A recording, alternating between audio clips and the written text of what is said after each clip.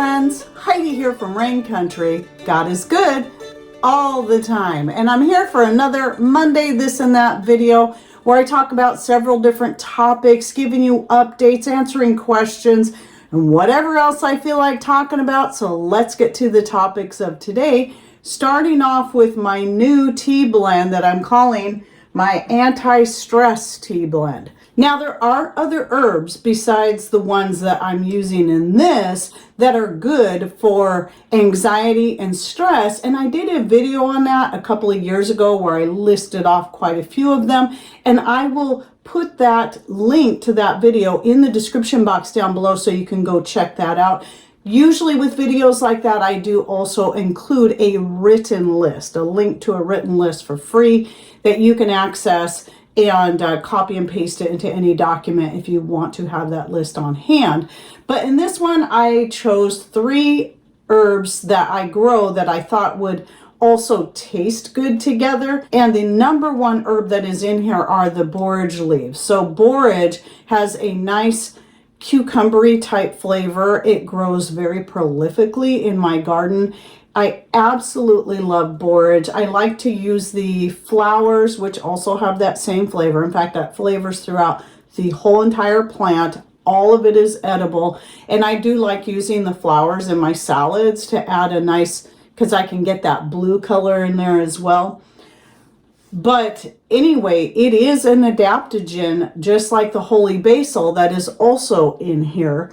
And I did throw in a few valerian leaves and flowers because valerian obviously is very calming, but the leaves and the flowers have a much more mild, nicer flavor and also aren't quite as powerful as the root, which in this case, that's what I want, just like when I use it in my pain relieving extract. And if you're interested in that recipe, I'll also link to that video in the description box down below.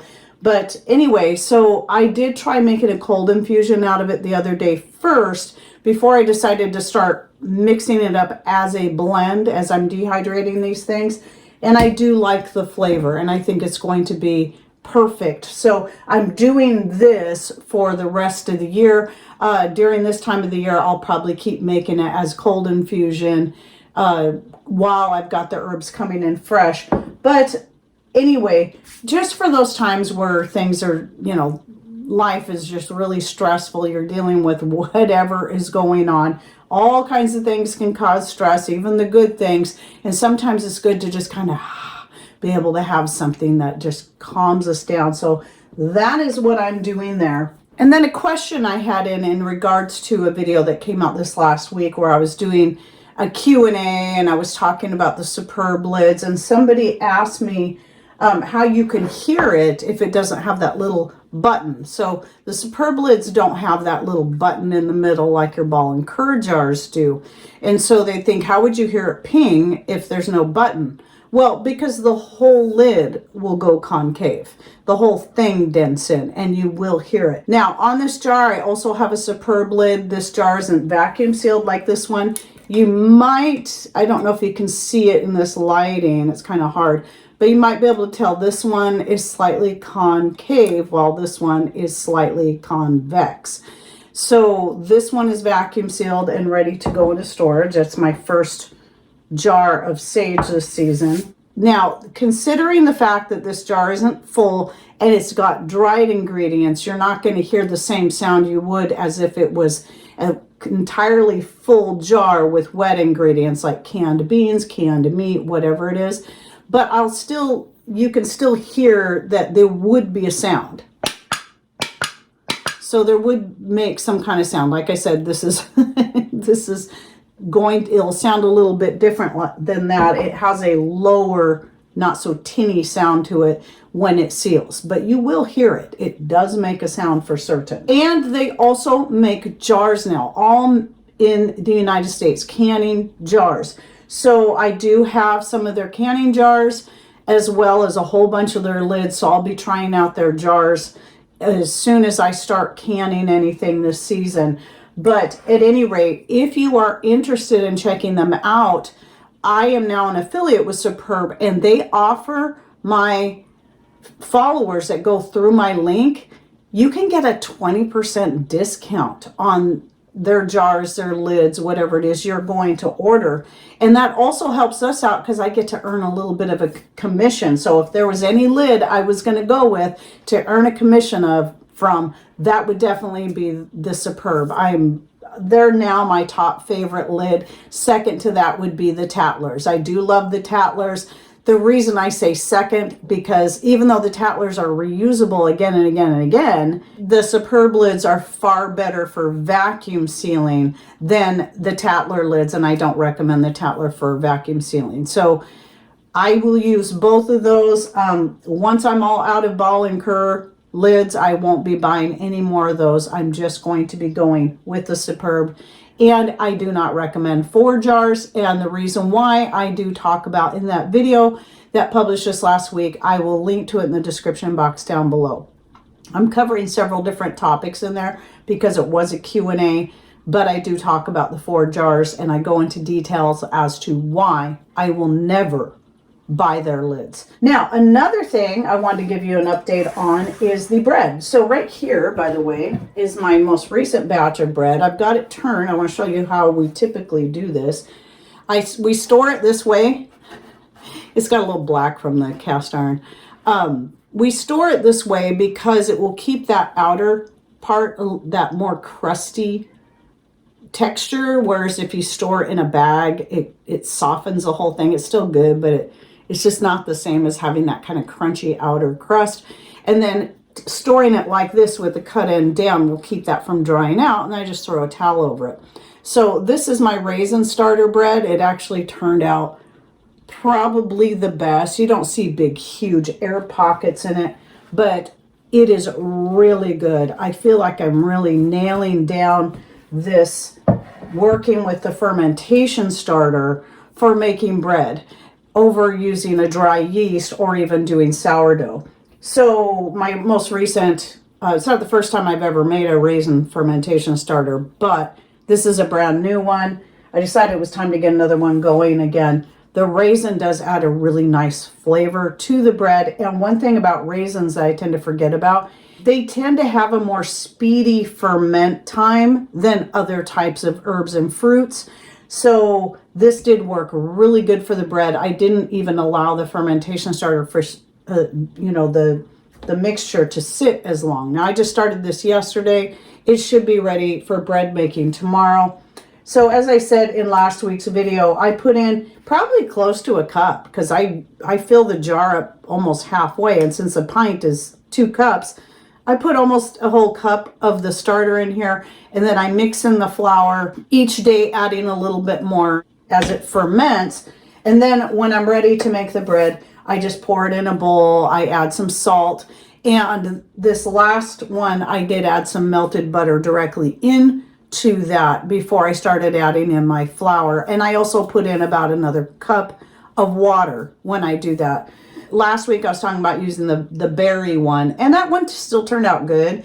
And with that one, I did do the stretch and fold several times and left the dough stickier. It didn't have as nice a rise. It didn't turn out as good as the last 2 that I made. The previous one before this raisin one was the honeysuckle starter bread. I don't think I got any photos of that one, but that one also turned out very, very good. In fact, I would say this one probably had the best rise, but as far as flavor, they were both really, really good. And the bread didn't taste like honeysuckle necessarily, but there was something about the flavor that it was very mellow. It was very nice flavor. Now, one other thing I did do different with these last 2 batches is I only used white flour. And so that could also be why I got a better rise on it. But what I also did was I went back, especially with this last loaf, to handling it the same way I would with my dry yeast bread, and that was kneading it. The difference in how it is handled throughout the day, though, is that with the starter bread, just like with sourdough, you're going to have a lot longer period of time. So when I was ready to make the bread that day, I put it in the bowl early in the morning, first thing I do, and then I add all that stuff and then let it rest for a little bit. Then I dumped it out. I add enough flour to get a good kneadable dough, dumped it out, kneaded it for a couple minutes, put it into a buttered bowl. So I clean the bowl out, dry it, butter it, and then let it rise for a couple hours next to a heat source. So this time of the year, typically the only heat source we have going is my dehydrator. So I just set it up against the dehydrator and then did that a couple more times. So I probably kneaded the bread a total of 3 times. And then at the end of the day, I baked it.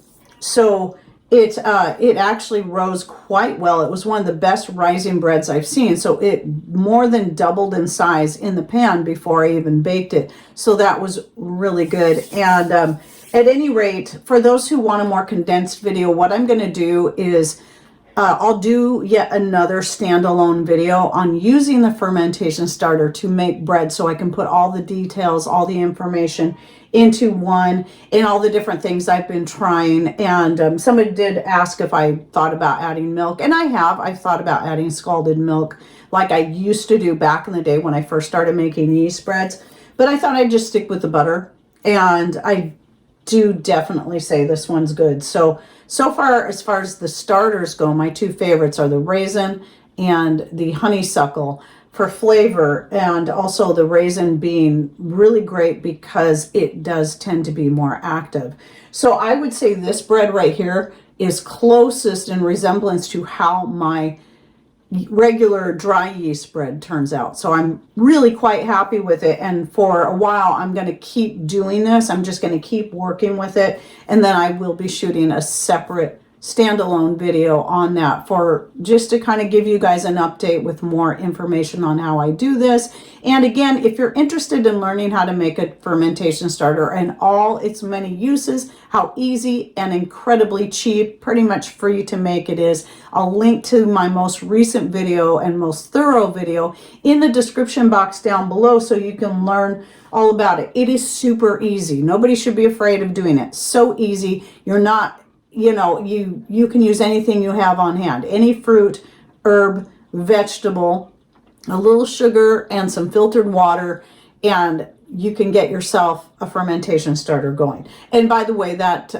whatever produce you add to it needs to be either dried or fresh, preferably not frozen. You may not get the results you want with frozen. Okay, then another thing is that I was in my YouTube, my dashboard one day, and I noticed it had said something about you haven't enabled viewer posts. I went, what are viewer posts? And so I thought, well, I'll enable it and see what happens. But the problem is when somebody went and made a post, the post did not show up in any kind of notification. It was almost impossible to find it. I only realized that there was a post that somebody had made because somebody had commented on it. And because at that moment I had viewer post comments selected to show, because I'm like, I thought this was automatically selected. Then all of a sudden these comments showed up, and I'm like, I never even saw the post. It never gave me any notifications. And when I went to just try to find it on, I don't know how you guys even saw it. When I tried to find it on my, from the page the way you guys would, I couldn't find it anywhere, no matter where I looked. I did finally figure out where I could find it from my dashboard. But the problem with that is I'm not always going to think to look in there unless I'm getting a notification and it doesn't show up automatically in my comments section in my dashboard.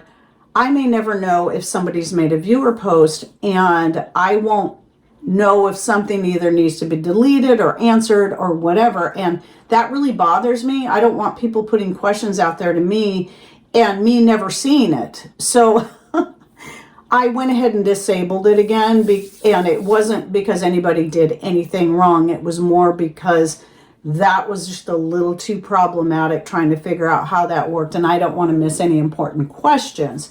So at any rate, and to be able to keep it moderated and make sure there's nothing inappropriate being said, that's the other thing.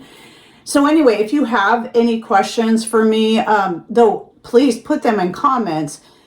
Chances are high I will see your question in the comments, but sometimes they can get missed because for whatever reason, it can take a couple hours for it to show up in my dashboard, and it could get missed entirely. So if you're, what I suggest is ask the question in the comment section, because that is helpful, because we can get interaction going in there, and it's good for my channel too, and other people may have that same question.